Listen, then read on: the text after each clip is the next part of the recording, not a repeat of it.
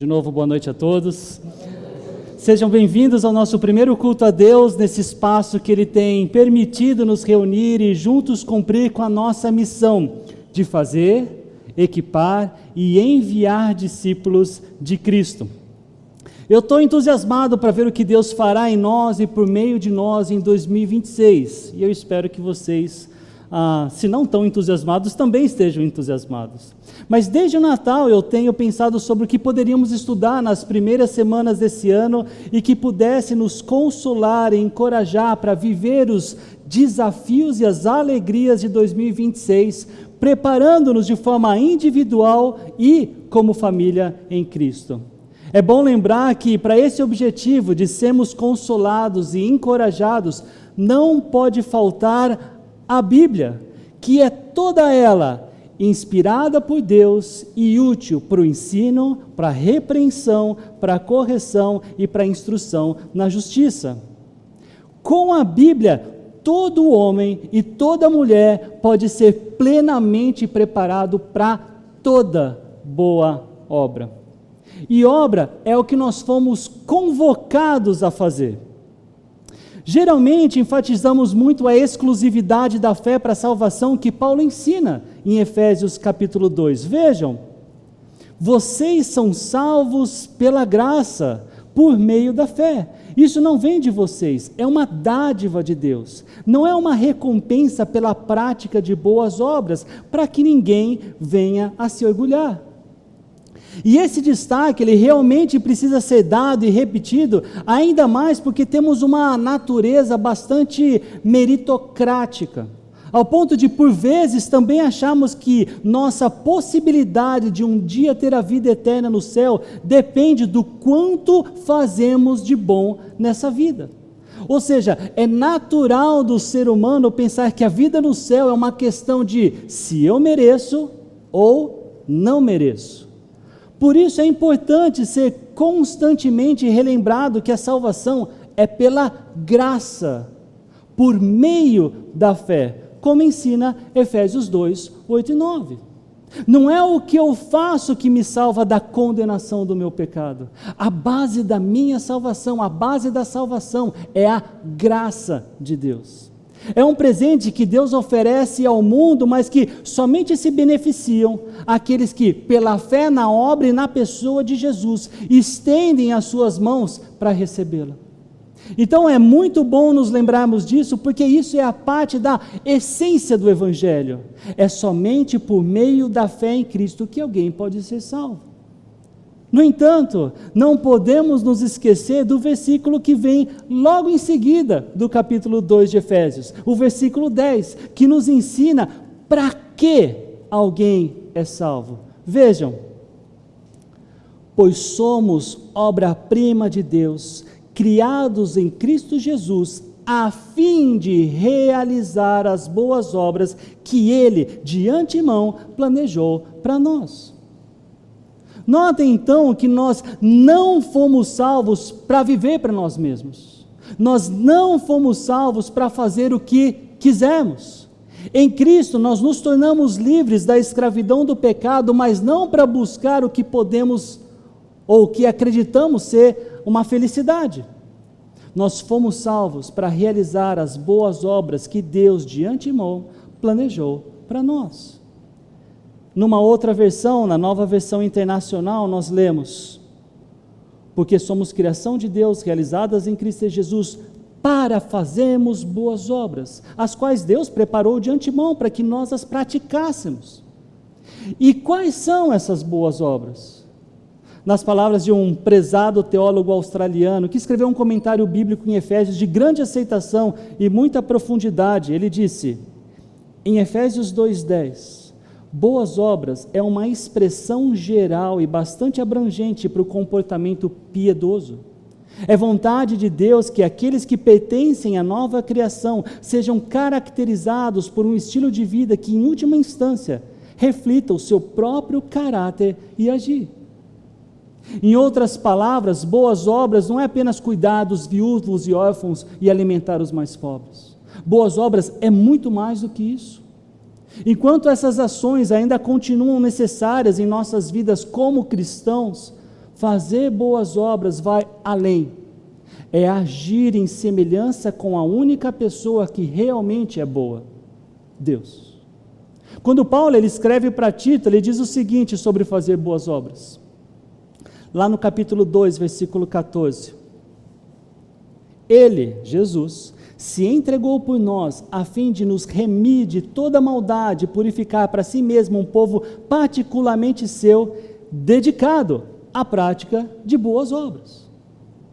Percebam que um dos claros propósitos de Jesus ter dado a sua vida por nós, foi para que nos tornássemos seu povo, e como tal, como seu povo, fôssemos dedicados a fazer boas obras.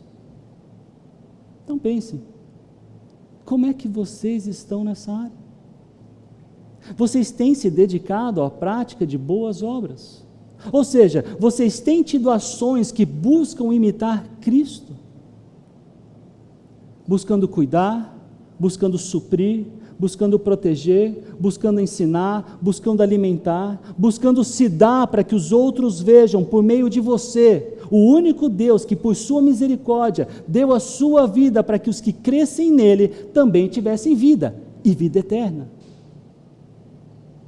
É interessante ver que Paulo também teve preocupação para que Tito e os futuros leitores da carta de Tito não pensassem que a salvação vem pelas obras. Olha no capítulo 3, versículos de 4 a 6. Mas quando se manifestaram a bondade e o amor pelos homens da parte de Deus, nosso Salvador, não por causa de atos de justiça por nós praticados, mas devido à sua misericórdia, Ele nos salvou pelo lavar regenerador e renovador do Espírito Santo, que Ele derramou sobre nós generosamente por meio de Jesus Cristo, nosso Salvador. Então, se você ainda não sabia disso, entenda, eu não mereço ir para o céu. Nenhum de vocês merece um dia estar no céu. Eu e vocês, por causa dos nossos pecados, quebramos a lei de Deus, e na lei dele basta um pecado para que nos tornássemos culpados de toda a lei. Mas pela misericórdia de Deus, em Cristo, nós ganhamos gratuitamente a chance de sermos poupados de pagar pela culpa dos nossos pecados. A Bíblia mostra que Jesus foi o único homem que não pecou. Ele morreu porque tomou o nosso lugar de morte. Ele não tinha pecado, mas Ele se fez pecado em nosso lugar. Por seu grande amor por nós, Ele nos substituiu. Na provisão de Deus, Ele decidiu que quem cresce nessa obra, quem cresce nessa boa notícia, que Jesus morreu para pagar pelos nossos pecados, teria a vida eterna. Então, eu vou para o céu? Eu vou. Porque eu mereço? Não. Eu vou porque eu creio no que Deus ensina, que devemos crer para receber a graça, o ticket da entrada celestial. Meus irmãos e amigos, para que toda essa introdução? Porque eu queria começar 2026 com vocês, cientes dessas 3 certezas. A primeira, a salvação que precisamos é exclusivamente por causa da graça de Deus. A segunda certeza que eu gostaria que todos nós tivéssemos em 2026 é que o objetivo da salvação vai além de ganhar tickets de entrada no céu. O objetivo é que nós façamos boas obras.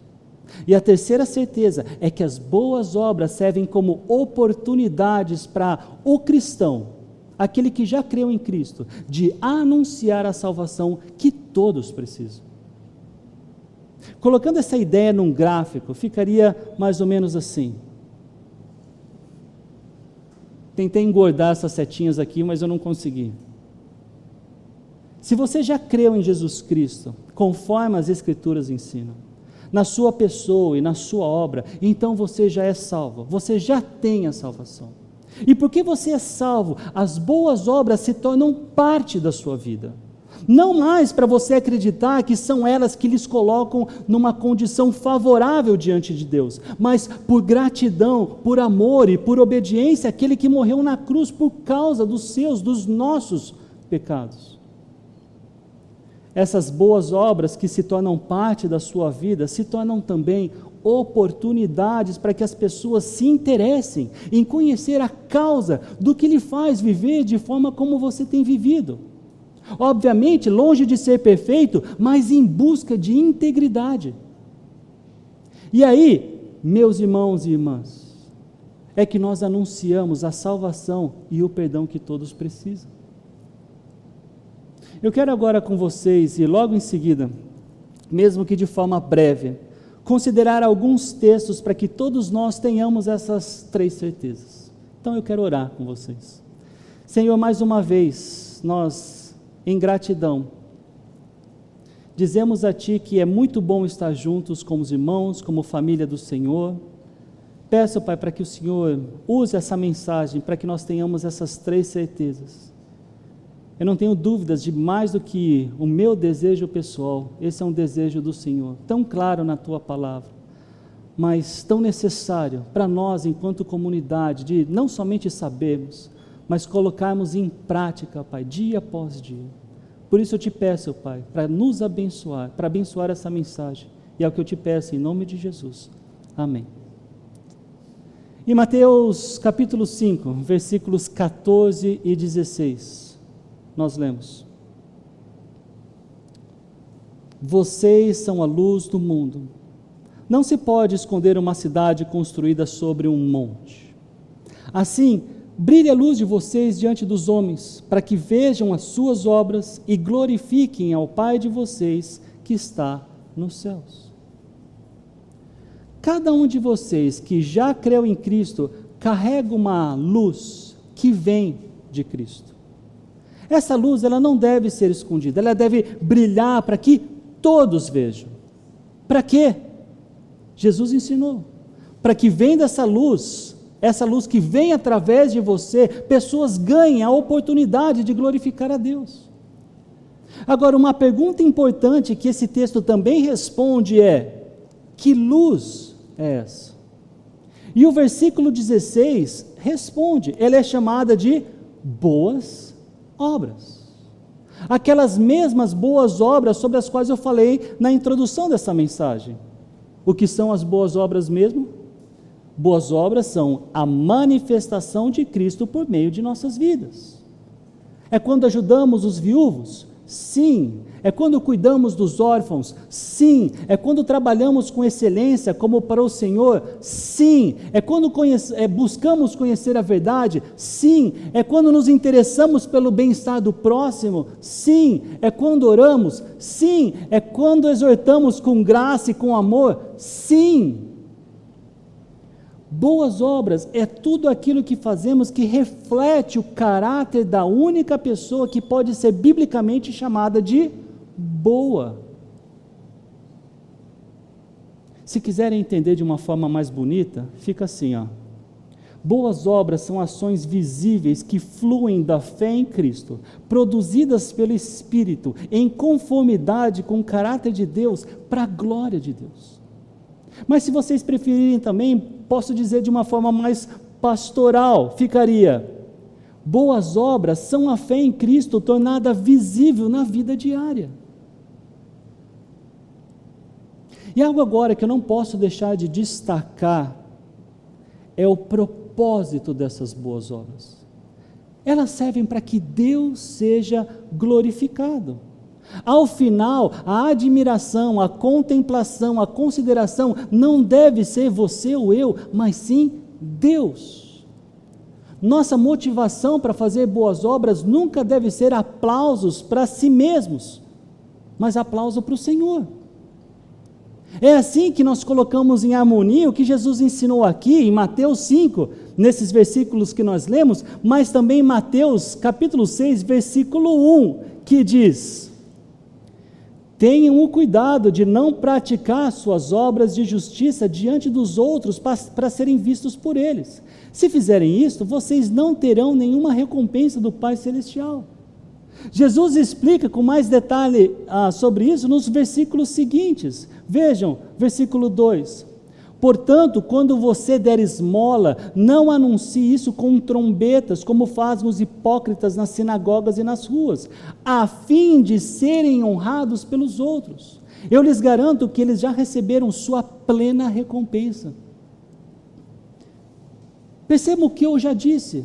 A correta motivação na prática das boas obras não é o aplauso para si mesmo, não é uma coroa de louro colocada na própria cabeça. A correta motivação vem de um coração humilde e piedoso, que aponta para Cristo e quer ver Cristo exaltado. A glória de toda boa obra nossa nunca deve ser para nós. É sempre para Ele, é sempre para Cristo. E existem outros textos que nos incentivam a fazer boas obras para que outros vejam. Mas observem o propósito com bastante atenção.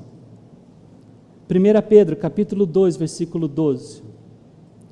Vivam entre os pagãos de maneira exemplar, para que naquilo em que eles os acusam de praticarem o mal, observem as boas obras que vocês praticam e glorifiquem a Deus quando Ele julgar o mundo. Perceberam? Pessoas estão de olho em como vocês vivem, em como vocês lidam com a sua solteirice, com o seu namoro, com o seu casamento, com o seu relacionamento com os filhos. A forma como você usa o seu dinheiro, o que você compra, o que você não compra. E em tudo isso nós devemos ser exemplares, porque o propósito disso é que, ao termos nossas práticas observadas, e elas são observadas, pessoas tenham a oportunidade de glorificar a Deus. Paulo, quando escreve para Tito, ele mostra que as boas obras servem para proteger o testemunho do Evangelho e sustentar a credibilidade do ensino de Deus. Vejam, em tudo seja você mesmo um exemplo para eles, falando para Tito, fazendo boas obras. Em seu ensino mostre integridade, seriedade, use linguagem sadia, contra a qual nada se possa dizer, para que aqueles que lhe opõem fiquem envergonhados por não terem nada de mal para dizer a nosso respeito. Ao escrever para os filipenses, Paulo ele usa a mesma figura de linguagem que Jesus usou. Olhem, façam tudo sem queixas nem discussões, de modo que ninguém possa acusá-los. Levem uma vida pura e inculpável como filhos de Deus, brilhando como luzes resplandecentes, no mundo cheio de gente corrompida e perversa. Eu espero ter ficado claro, pelo menos até aqui, que somos salvos pela graça e não por obras. Ao mesmo tempo que tenha ficado claro, somos salvos para fazer boas obras. De novo, não são as boas obras que nos trazem salvação, mas a salvação que ganhamos nos leva para as boas obras. E essas boas obras, elas têm uma função: levar pessoas a glorificar a Deus. Ou seja, as boas obras funcionam como fruto da salvação, não como base da salvação. Funcionam como meio do testemunho, funcionam como instrumento da glória de Deus no mundo. Agora, outro ponto que eu preciso destacar, e não é tão visível quanto o que nós vimos até agora, de que somos salvos para as boas obras e não pelas boas obras. O outro ponto é que as nossas boas obras, apesar de confirmarem a mensagem do Evangelho em nós, elas não explicam a mensagem do Evangelho. As boas obras não substituem as nossas palavras em explicar o porquê buscamos viver em conformidade com o que Deus nos ensina. Olhem como o apóstolo Pedro escreveu sobre isso. Estejam sempre preparados para responder a qualquer que lhes pedir a razão da esperança que há em vocês. O contexto desse versículo fala de sofrimento, o que é humanamente natural. O sofrimento, todo humano passa por ele. Todos nós passamos por alguma espécie de sofrimento.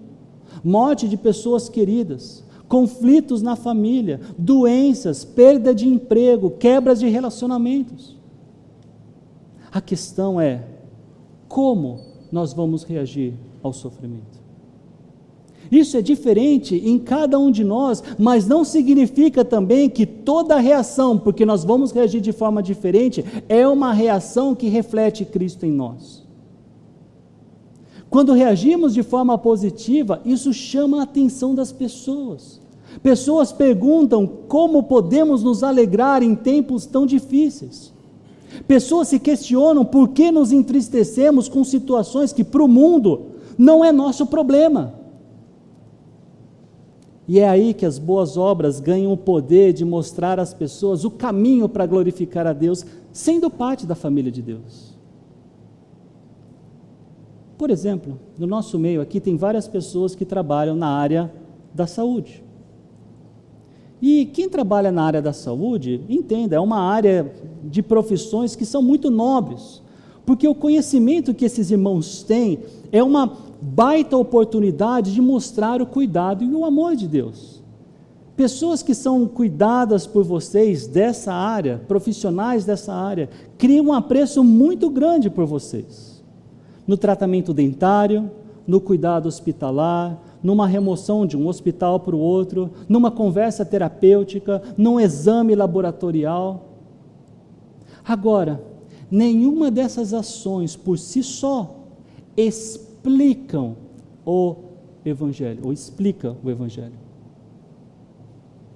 Nenhuma dessas ações que podem ser ótimas, boas obras, falam claramente que Jesus Cristo morreu pelos nossos pecados e pela fé nele nós podemos desfrutar da vida eterna ao seu lado.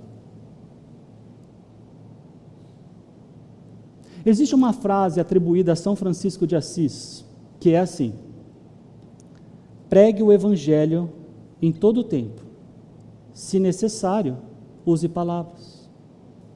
De novo, pregue o Evangelho em todo o tempo, se necessário, use palavras. À primeira vista, parece uma frase muito bonita e muito encorajadora. Mas à medida que entendemos a função das boas obras e como o Evangelho deve ser comunicado, essa frase, desculpe decepcionar alguns de vocês, ela cai por terra. Por quê? Porque pregar o Evangelho não é o mesmo que fazer boas obras. As boas obras testificam o Evangelho que um dia eu e vocês cremos. E isso é muito importante, mas não explica o Evangelho. E o que é o Evangelho mesmo? Paulo escreveu aos Coríntios a essência do Evangelho, no capítulo 15, versículos 3 e 4. Eu lhes transmiti o que era mais importante, o que também me foi transmitido. Cristo morreu por nossos pecados, como dizem as Escrituras. Ele foi sepultado e ressuscitou no terceiro dia, como dizem as Escrituras. No versículo 2, o que antecede o comecinho desse slide, Paulo escreveu: por meio deste Evangelho vocês são salvos. Esse Evangelho, esse aqui, a morte e a ressurreição de Cristo. Nenhuma boa obra é capaz de dizer por si mesma: Jesus morreu pelos seus pecados. A ideia então é que as nossas boas obras se tornem potencializadoras dessa informação, dessa notícia, que Cristo morreu pelos nossos pecados e ao terceiro dia ressurgiu. Olha como Paulo fala sobre isso quando ele escreve aos Romanos, capítulo 10, versículos 13 e 14. Pois todo aquele que invocar o nome do Senhor será salvo. Ponto. Mas como poderão invocá-lo se não crerem nele? E como crerão nele se jamais tiverem ouvido a seu respeito? E como ouvirão a seu respeito se ninguém lhes falar? Percebam que existe uma necessidade de comunicação que ultrapassa o que as nossas boas obras podem dizer. É por isso que aquela frase, talvez de Francisco de Assis, não confere com a realidade. Porque para pregar o Evangelho, de novo, pregar o Evangelho, eu preciso usar palavras, eu preciso falar, alguém precisa ouvir. As boas obras, elas podem gerar curiosidade, elas podem abrir portas, elas podem remover objeções, mas elas não explicam o Evangelho. Elas não conseguem dizer por si só que Cristo morreu pelos nossos pecados e ao terceiro dia ressurgiu dos mortos. As nossas obras não dizem que, crendo nessa mensagem, a mensagem do Evangelho, eu recebo gratuitamente a salvação em Cristo e, portanto, vida eterna. Deixa eu falar sobre isso de uma outra maneira, porque todo esse conteúdo, ele é muito importante. Afinal de contas, não é à toa que eu escolhi ele para que fossem certezas para 2026. Certezas que eu gostaria que a nossa comunidade tivesse. A Bíblia não nos ensina a apenas viver bem, mas a viver bem por uma razão clara. E entendo que viver bem aqui é como viver em conformidade com a vontade de Deus. As nossas obras, elas não são neutras, não são apenas gestos de gentileza ou de humanidade. Elas têm uma origem, elas têm uma motivação e apontam para uma mensagem. Se as pessoas veem essas obras, ou apenas veem essas obras como boas, elas podem concluir muitas coisas. Ele é uma pessoa boa. Ele tem bons valores. Essa igreja ela é organizada. Nenhuma dessas conclusões de se observar as boas obras, por si só, anunciam o Evangelho. E é por isso que Paulo escreveu: como crerão naquele de quem nada ouviram? O que as boas obras fazem é preparar o terreno, mas a semente lá do terreno é a palavra de Deus. Então, meus irmãos e meus amigos, se somos salvos pela graça, se fomos salvos para fazer boas obras, e se essas boas obras não são autoexplicativas, então somos chamados a viver de tal maneira que nossas ações e nossas palavras caminhem juntas. O cristão não é alguém que apenas procura fazer o bem, o cristão é alguém que procura fazer o bem em nome de Cristo. Quando ajudamos, o ideal é que sejamos intencionais em explicar o porquê ajudamos. Quando perdoamos, o ideal é que, além de fazermos isso no padrão de Jesus, nós expliquemos o porquê nós perdoamos.